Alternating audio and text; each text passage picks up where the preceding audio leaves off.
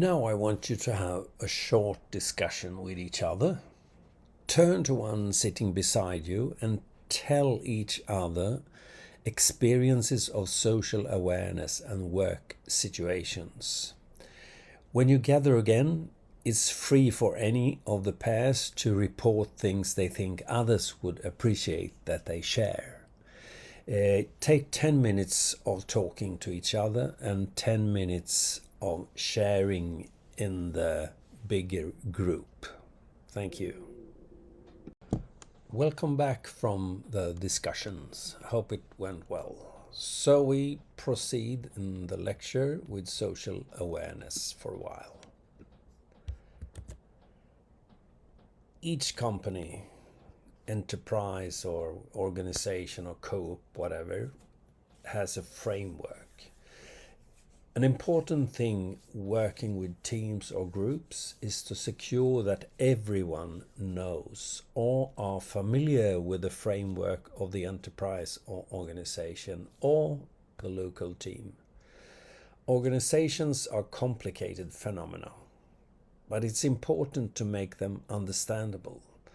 As a team leader, you must help the team there.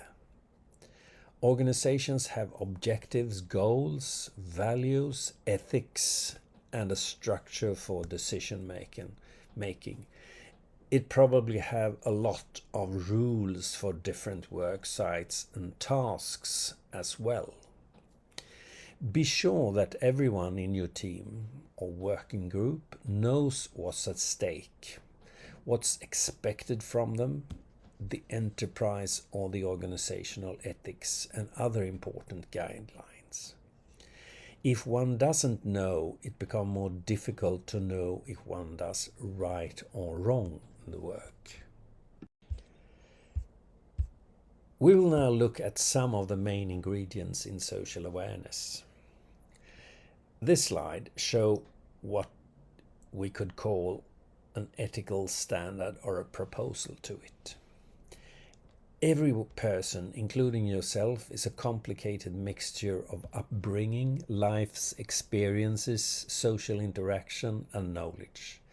Everyone is also influenced by his or her daily form.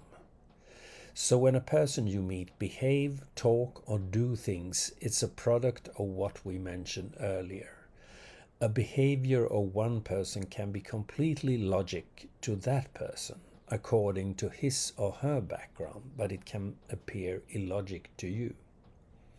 Of course, in a situation at work, you can, as a leader, tell that person, I don't give a damn what you think, just do it. Or just do what I tell you. That's what you get paid for. But if you want to learn something of what happens in a team process and be able to make things better, you have to ask the person who does strange things to you, what's the logic behind the behavior? Ask questions like, what made you end up in this situation? How come you did that or did that way? How did you think? Try to avoid the question, why did you? Because it can be perceived asking for motives for a behavior, and that's a little more complicated. It's better to focus on the behavior, the action, and its immediate reasons. You can have the picture in the back of your mind and retrieve it when you end up in difficult situations. Let's look at the daily form. Look at this picture. It's a comic illustrating the impact of one's daily form on perception. The first part of the picture shows how Mr. A perceives a young woman, an interesting, handsome lady. He might be interested in her as someone who could be asked for a date. Little H, or Henry, perceived a woman as a very old lady. I think if you are more than 20 years old, you're probably very old for a young kid. The third drawing shows how the slightly older Mrs. Q perceived the young lady. She doesn't see her at all. She's just interested in how the woman is dressed. And lastly, Mr. P on his way to the dentist. He doesn't see her at all. He might be all up in his anxiety for costs for fixing his teeth and the anticipated pain inflicted by the dentist.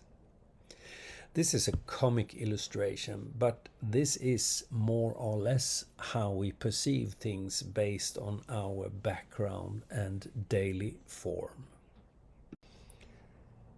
This slide is about attention and presence, to be attentive and present. It's an ingredient of social awareness.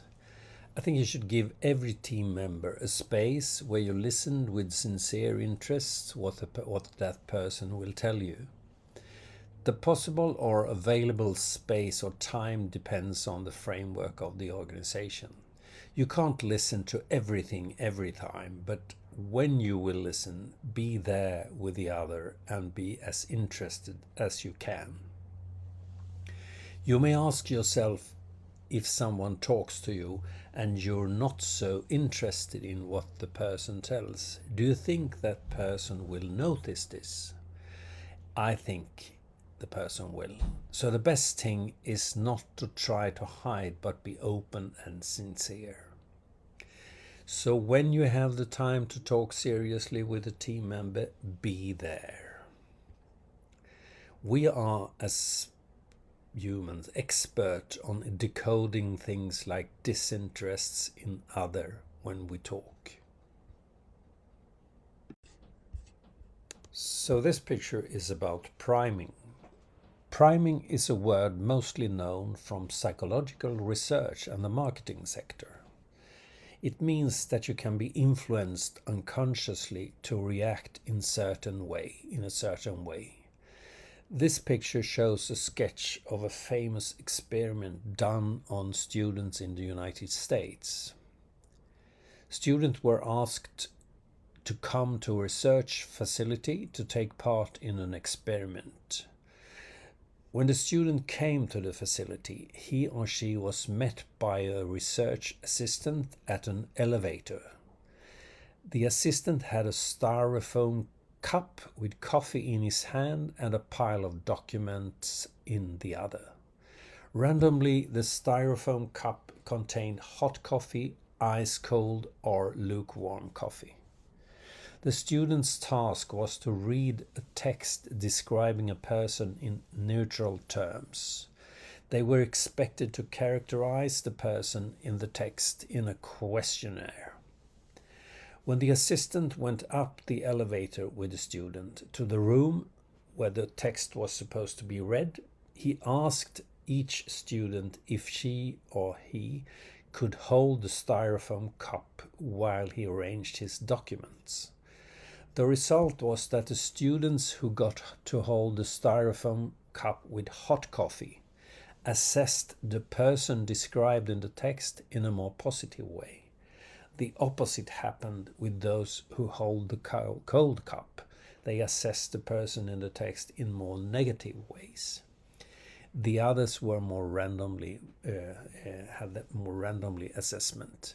So this kind of small change can have impact on behavior. It's important to be aware of that your behavior as a team leader have impact on the team and the opposite way. Even small changes in behavior or attitudes can have impact. So learn to be aware.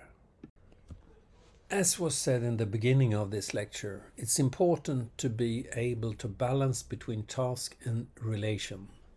If you look at it from the social awareness perspective, it's important in leadership to balance between being professional and being human, being a good workmate or team member. Being professional is the ability to integrate the company's or organization's framework in your acting, to work hard to fulfill the goals and to bring skilled services. To do that in an effective manner, it's important to be personal. With social awareness, you are a workmate, a team member that try to understand and listen to people and realize that every one of us is different but also alike each other. The one thing that doesn't fit in here are being private. Being private is to bring in your strictly personal situation in interacting with others. It often means you stop listening to the other and talk more about yourself. I'll give you an example. One of your team members tells you that he's having a bad day. I'm not in a good shape. Kids have the flu. My mother's not able to take care of them as she used to. And my wife got a temper this morning, telling me she will soon get sacked if she stays home from work more days. As a team leader, you can answer, I see, everyone can have a bad day.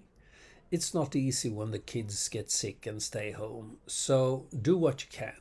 Good that you told me of your situation. If it gets worse, be sure to tell me.